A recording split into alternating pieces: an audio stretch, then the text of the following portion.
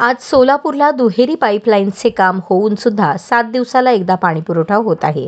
1 litre पाणी प्रक्रिया करण्यासाठी महानगरपालिकेस अंदाजे 1 रुपया खर्च होत आहे. असे असताना सुद्धा सिव्हिल हॉस्पिटल मागील सोलापूर महानगरपालिकेच्या पाण्याच्या टाक्यांमधून आणि लष्कर व लोधी गल्ली या झोन 8 मध्ये असंख्य अनधिकृत नळांमधून दररोज पाण्याची नासाडी होत आहे.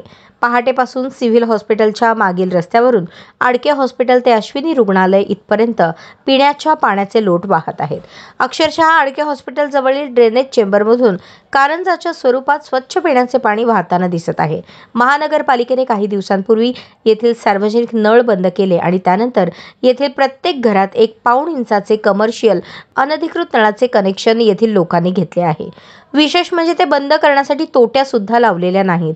या बाबतीत गेले वर्षभर वारंवार तक्रारी केल्या होत्या.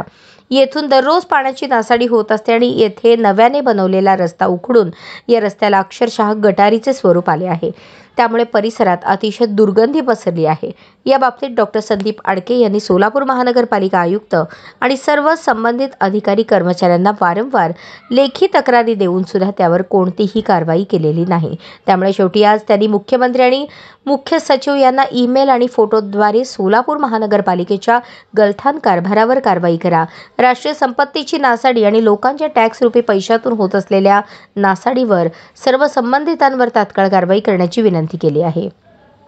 विशेष म्हणजे काही दिवसांपूर्वी सोलापूर महानगरपालिकेने पाण्याची नासाडी करणाऱ्यांवर दंडात्मक कारवाई केली जाईल असे प्रसिद्धीपत्रक अनेक वृत्तपत्रातून देऊन खर्च केलेला आहे आणि काही ठिकाणी तुटपुंजी कारवाई करून त्यावर प्रसिद्धी मिळवली आहे.